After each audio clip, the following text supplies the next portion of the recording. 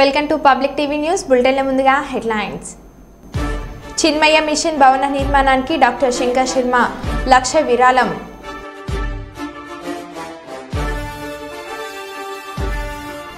కుక్కలు బాబాయ్ కుక్కలు ఇంట్ల నుంచి బయటకు రావడానికి జంకుతున్న జనం.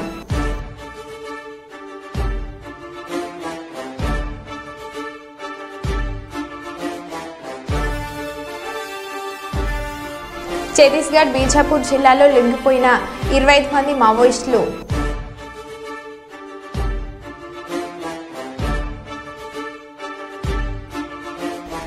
ఏలేశ్వరం గురుకుల పాఠశాలలో ఫుడ్ పాయిజన్, 50 మంది విద్యార్థులకు అస్వస్థత.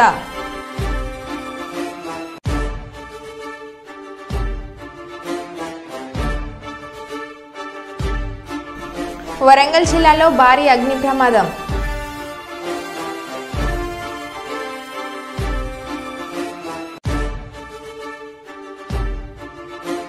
తెలుగుదేశం పార్టీ నాయకుల పేర్లు చెప్పి దందాలకు పాల్పడితే చొక్కా పట్టుకుని నిలదీయండి, ఎమ్మెల్సీ కంచెల శ్రీకాంత్.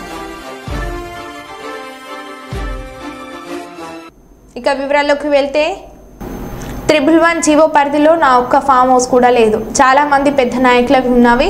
పెద్ద నాయకులు, మంత్రులు, ఎంపీల ఫామ్ హౌస్లు ఉన్నాయి. వాళ్ళ ఫామ్ హౌస్లతో పోల్చుకుంటే నాది చాలా చిన్నది అని పట్నం మహేందర్ రెడ్డి అన్నారు.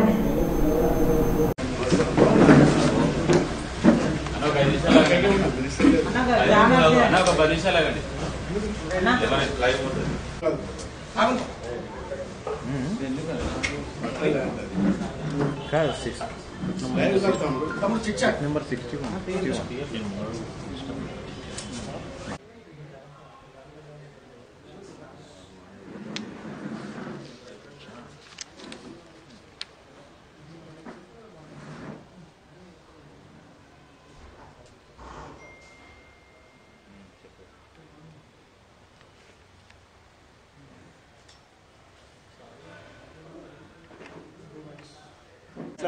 నిన్ననే వచ్చింది పేపర్లో.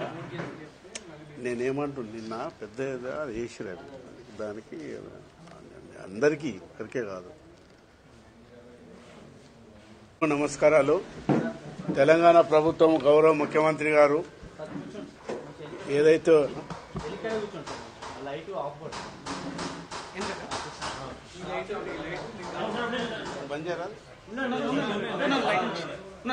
అందరికీ నమస్కారాలు. ప్రెస్ వాళ్ళందరూ కూడా తెలంగాణ ప్రభుత్వము గౌరవ ముఖ్యమంత్రి రేవంత్ రెడ్డి గారు ఏదైతే చెరువులను కాపాడాలని చెప్పేసి నిర్ణయం తీసుకున్నాడో ఇది మంచి కార్యక్రమం. ఇది చెరువులు కబ్జాలు చేసిన వారు ఎవరైనా సరే దాన్ని కాపాడడానికి అందరూ కూడా ముందుకు రావాల్సిన బాధ్యత అందరి మీద ఉన్నది. అయితే నాది కూడా పోతువారిగూడలో 14 ఎకరాల 14 గుంటల భూమి ఉన్నది.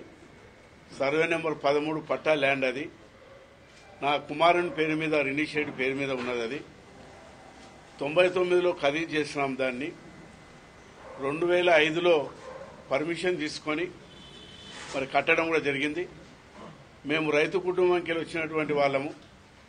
శంషాబాద్ షాబాదు మా సొంత గ్రామం. అది పోతూ మరి అప్పట్లో పట్ట ల్యాండ్ తీసుకొని అక్కడ తోట కూడా పెట్టడం జరిగింది. మామిడి తోట ఉన్నది అక్కడ. ఆవులు బళ్ళు కూడా పెంచుతాం అక్కడ. మరి అక్కడ చాలామంది పనులు ఉన్నారు. అక్కడ వరి పంట కూడా వేసినామాట.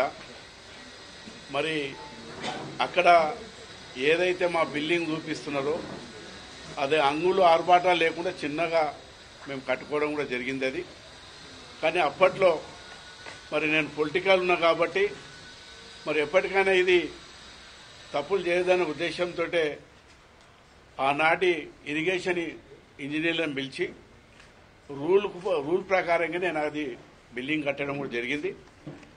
అయితే అక్కడ నీళ్ళు రావడం వల్ల కంపౌండ్ వాళ్ళు ఇట్లా కట్టి ఉంటే నిజంగా కూడా మేము దాన్ని కబ్జా చేసుకున్న వాళ్ళం అవుతాము.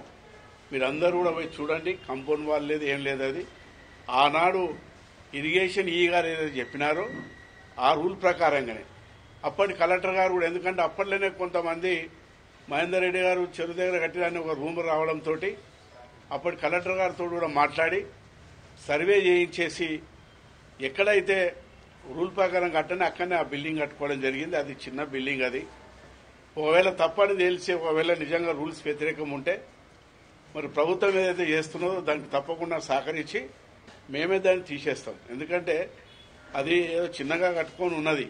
మరి ఇది మేము ప్రెస్ వాళ్ళు రోజు మరి రకరకాలుగా రాస్తున్నారు. కొంతమంది మీడియా వాళ్ళు, కొంతమంది సోదరిమణులు పోయినారు అక్కడ నేను వాళ్ళకి చెప్పిన, వాళ్ళు ఏమైనా చూసుకోమని చెప్పిన నేను. ఎందుకంటే మేము తప్పు చేయలేదు. మా వాచ్మెన్లకు కూడా, మా రైతు అక్కడ ఉన్న పనిచేసే వాళ్ళకు కూడా చెప్పినాం. ఎవరు వచ్చినా కూడా చూపించరు. మీరంతా కూడా టీవీలో చూసారు. ఒక ప్రెస్ సోదరి పోయి అంతా చూసిందాడ. కానీ వాళ్ళు ఇంకొకటి చూపించలేదు. మరి ఎక్కడైతే నీళ్లు బిల్డింగే చూపిస్తారు. కానీ మేము అక్కడ తోట పెంచాం, మామిడి తోట, అది చూపిస్తలేదు. అక్కడ ఆవులు బళ్ళు ఉన్నాయి, అవి చూపించాలి. కొన్ని చిన్నగా మా రైతులంతా కూడా కూరగాయలు, పంటలు, వరి వేసుకున్నాం, అది కూడా చూపించాలి కదా. ఇప్పుడు అది చూపించినప్పుడు ఇది కూడా చూపించాలి. అది చూపిస్తే ఏంటంటే ప్రజలకు అర్థమైతే అది ఇక్కడ మరి వ్యవసాయం చేసుకుంటారు మంచిగా. మరి చెరువుకు దూరం ఉన్నది తోట అని కూడా తేలిపోతుంది. కాబట్టి ఎక్కడైతే ఆ బిల్డింగు ఆ నీళ్లను చూపిస్తారు కాబట్టి అది తప్పుగా లేదు. నేను రూల్ ప్రకారమే కట్టుకున్నా. ఒకవేళ మరి తప్పనిది రూల్ ప్రకారం లేదు. కాకినాడ జిల్లా జగ్గంపేట స్థానిక కాకినాడ రోడ్లో గల ఎన్టీఆర్ కాంస్య విగ్రహం వద్ద ప్రతి సోమవారం తెలుగుదేశం పార్టీ ఆధ్వర్యంలో నిర్వహిస్తున్న అన్న క్యాంటీన్కు ఈ వారం ఆర్థిక సహాయం అందించిన దాత జగ్గంపేట మండలం కాట్రౌలపల్లి గ్రామానికి స్వర్గీయ మూసిరెడ్డి ఆంజనేయులు గారి కుమారుడు కాట్రౌలపల్లి గ్రామ టీడీపీ అధ్యక్షులు మూసిరెడ్డి నాగేశ్వరరావు ఆర్థిక సహాయంతో ఏర్పాటు చేసిన అన్న క్యాంటీన్ను ప్రారంభించి పేదలకు అండం వడ్డించిన కాకినాడ జిల్లా టీడీపీ అధ్యక్షులు జ్యోతుల నవీన్, మూసిరెడ్డి నాగేశ్వరరావు సోదరుడు ఆదినారాయణ శ్రీనివాస్ ప్రారంభించారు.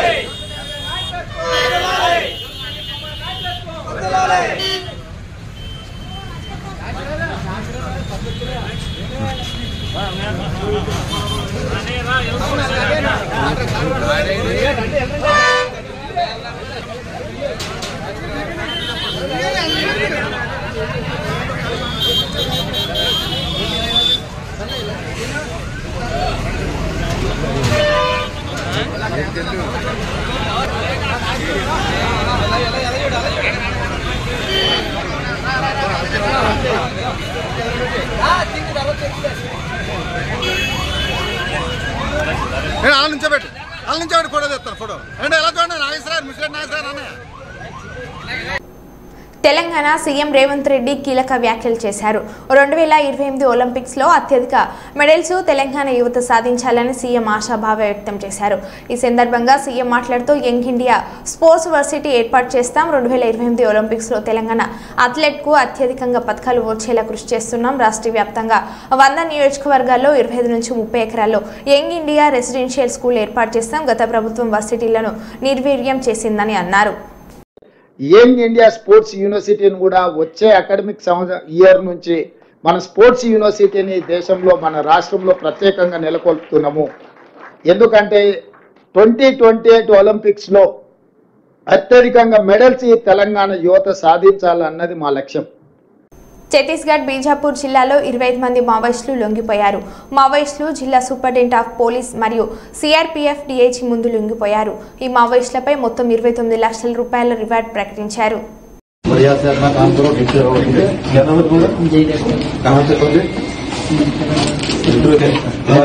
वापस ठीक है, अच्छे से काम करना है इधर है। राशन कार्ड बनाया तुम्हारा?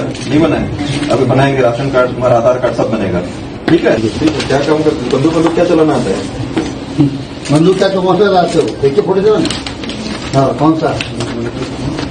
अच्छा नहीं लगा वहाँ का? क्या क्या वहाँ के मतलब क्या सोच कर यहाँ मतलब आप बताए?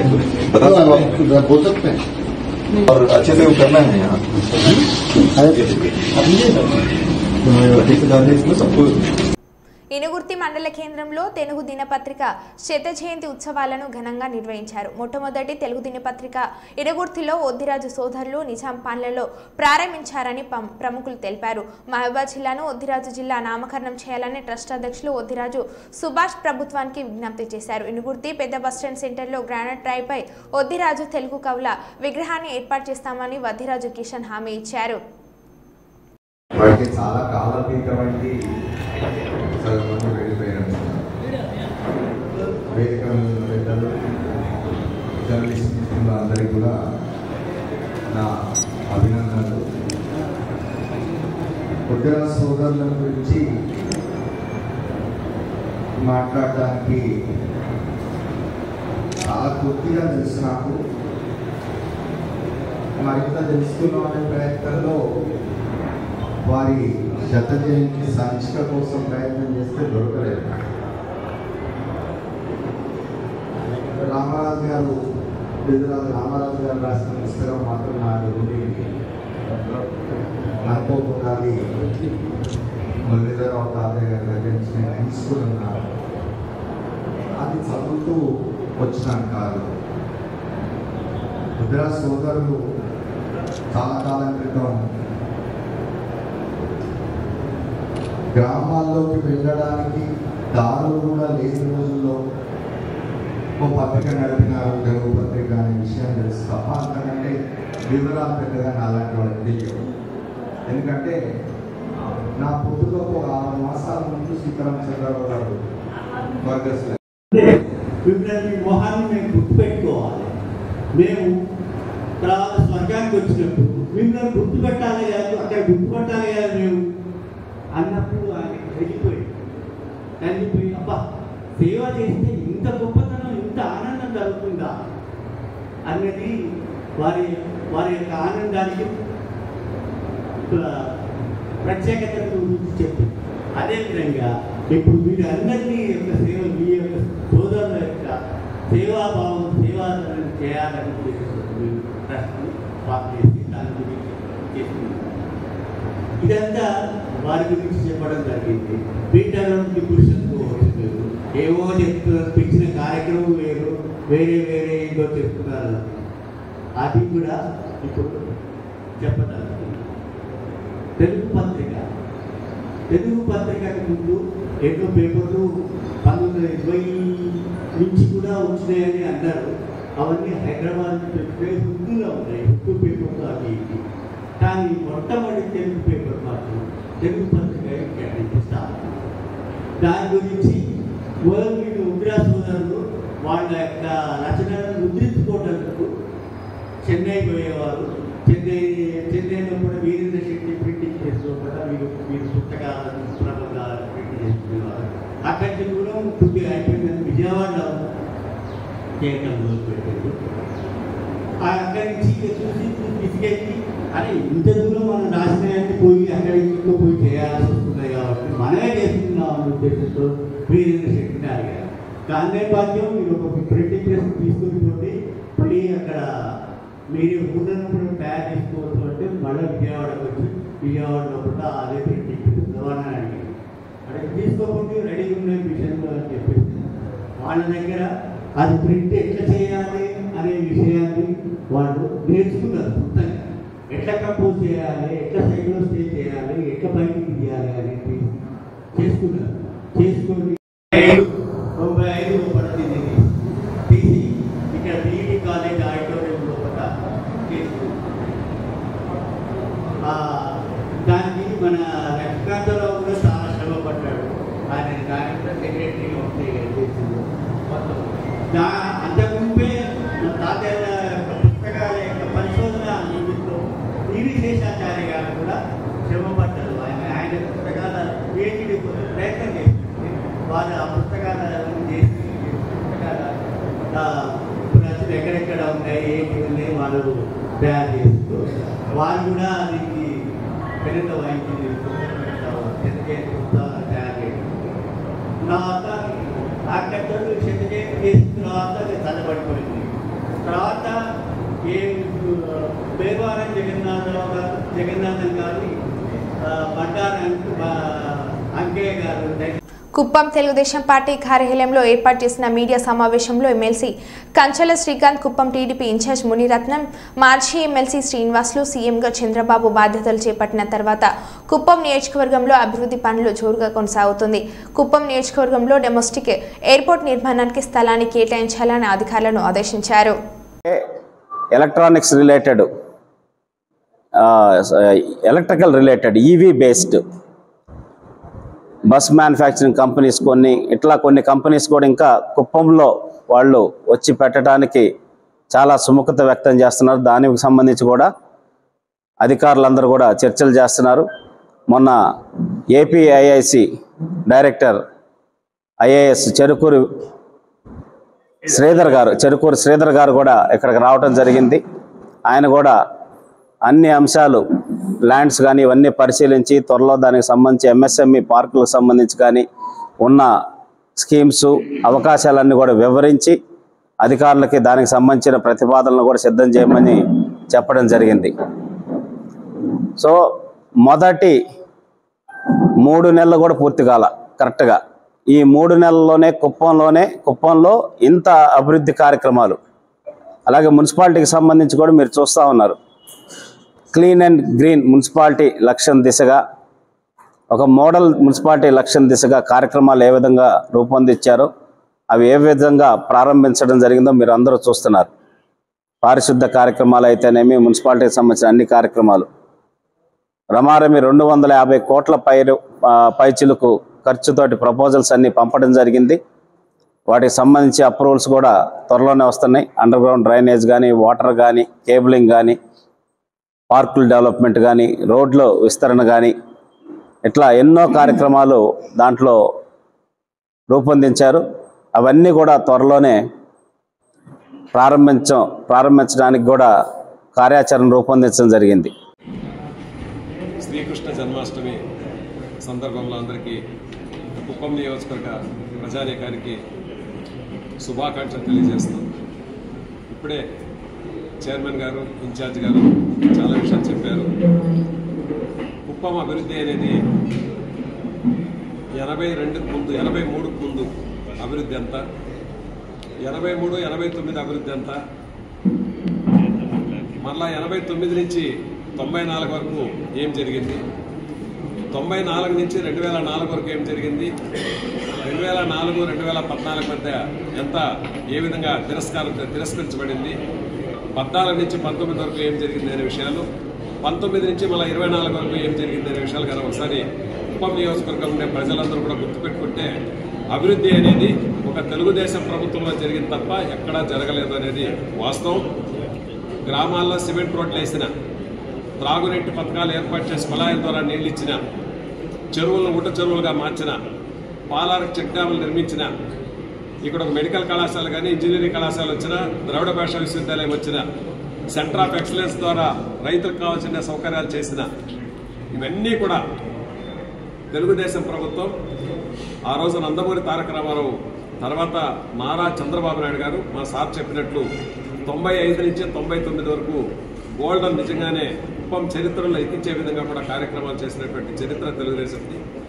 ఒకటే చెప్తున్నారు చంద్రబాబు నాయుడు సార్ గారు, గతంలో జరిగిన అభివృద్ధి 30 సంవత్సరాలు నేనేం చేశాను, ఇప్పుడు ఈ 5 సంవత్సరాల్లో దానంతా 4 గంటలు చేసి చూపెడతానన్నారు.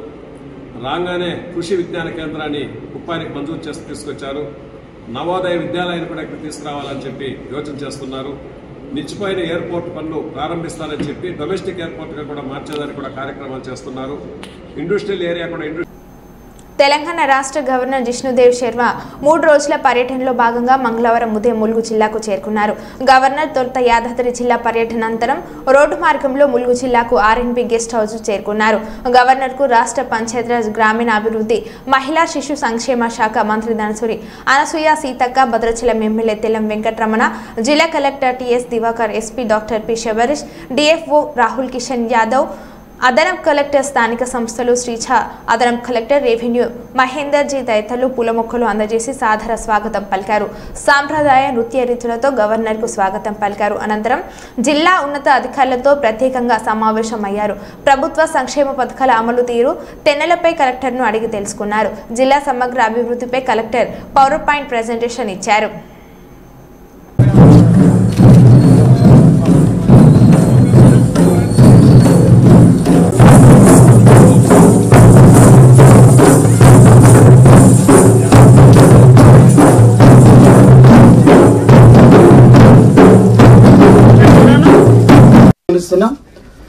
ములుగు డిఎఫ్ఓ రాహుల్ కిషన్ యాదవ్ ఐఎఫ్ఎస్ గారిని కూడా వేదిక మీదకి ఖండపరచవలసిందిగా.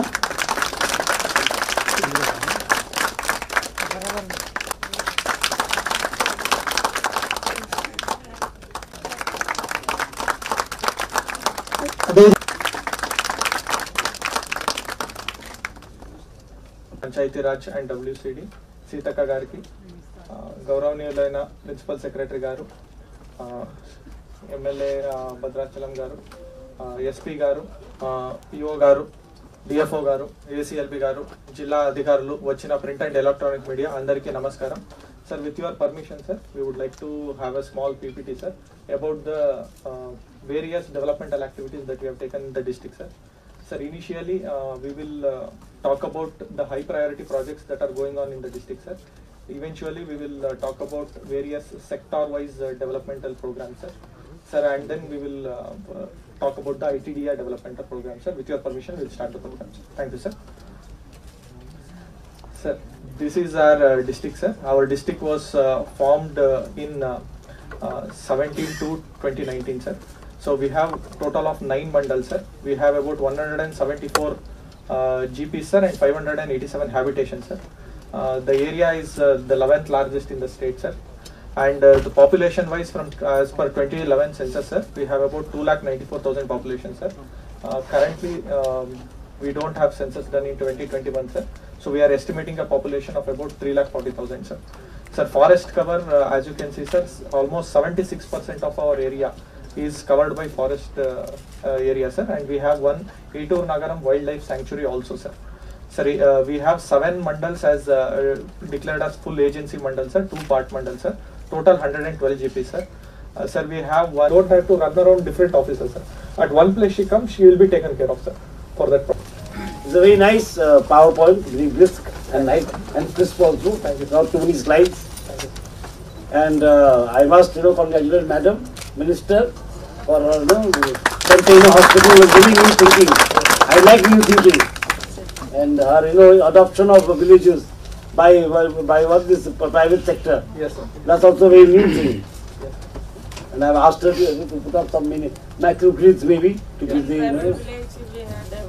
Within 15 days, our SP built and given one school also. Very good, very good. So taking services to the doorstep of the last man, that is the most important thing.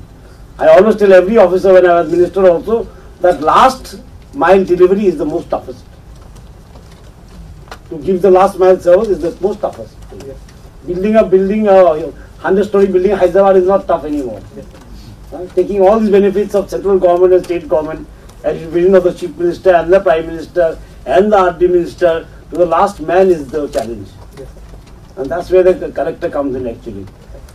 He is the vehicle of taking the services to the last man. And it is being done here. And this is the upcoming district. There is going to be a medical college. There is going to be a university. Tribal University, which is a landmark milestones in development. So it's the inclusive growth is going on, and how to make it more intensive and more inclusive. That is what we have to think about. Thank you all for coming. It's nice to have come to a district, and this is my first district. I have started with the tribal district. With the RT minister district. I was also RT minister by the way. I was also RD and PR like that. I was also RD and PR minister for 5 years. So it's very nice to see you. This police and forest side, they have two slides. Yeah, go ahead.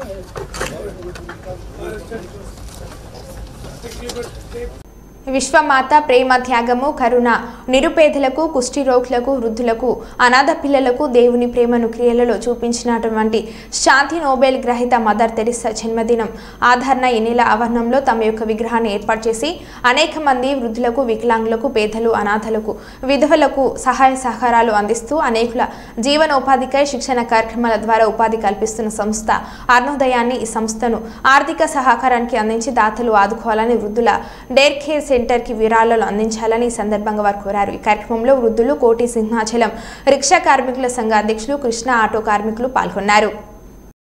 దేవుని యొక్క స్కూల్లో చదువుకొని యేసు ప్రభు సిలువను చూసి యేసు ప్రభు మన కొరకు ఇంత పరిస్థితిని అనుభవించాడని ఆ బిడ్డ తెలుసుకొని ఆమె మిషనరీగా మన భాషలోని భాష మన భారతదేశంలో కన్యాత్వంలో ఏమండి తన తల్లిదండ్రులను తన సొంత ఊరిని విడిచిపెట్టి కలకత్తా ప్రాంతంలో అడుగుపెట్టి మురికివాడల్లో ఉన్న ఎంతోమంది బలహీనులను అన్నార్థులను చేరదీసి ఎన్నో నిందలు వచ్చాయి, అవమానాలు వచ్చాయి, అపకీర్తులు వచ్చినప్పటికీ ఆ తల్లిగారు దేనికి తలవంచక ఆమె దేవుని యొక్క ప్రేమను క్రియల్లో చూపించి ఈ రోజున ఆమె వివాహం కాకపోయినా ఆమె కడుపున బిడ్డలు పుట్టకపోయినా ప్రపంచం అంతా ఆమెని అమ్మా అమ్మా అని ఈ విశ్వశాంతికి ప్రతీకగా తల్లిగా ఆమె పేరు తెచ్చుకుందంటే అది కేవలం యేసు ప్రభు యొక్క ప్రేమ.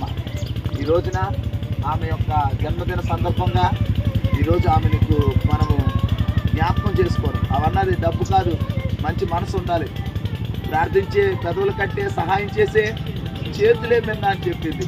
ఆదరణకు ప్రేమకు తార్కాణం నిలయంగా ఆమె ఈ రోజున జీవించింది కనుక ఆమె యొక్క ప్రేమను మనం జ్ఞాపకం చేసుకుంటూ మన తల్లిగారు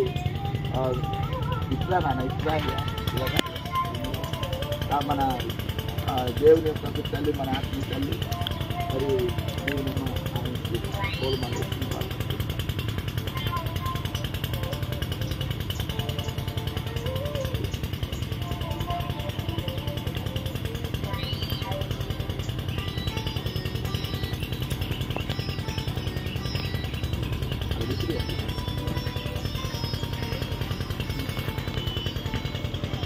ఇలాంటి మహానుభావులు ఎంతోమంది ఈరోజు భారతదేశంలో అడుగుపెట్టి మనకి అక్కడ ఫోటో ఉంది కదా మన మదర్ తెరిసా ఫోటో, ఆ ఫోటో పెట్టి దానికి ఈ రోజున ఆమె కొరకు అందరూ కూడా ఒక నిమిషం కంట్లు మూసుకొని మనస్ఫూర్తిగా దేవుని ప్రేమను మేము కూడా క్రియల్లో చూపించడానికి మాకు అవకాశం ఇచ్చినట్టు ఒక చిన్న ప్రార్థన చేసుకోండి అందరికీ.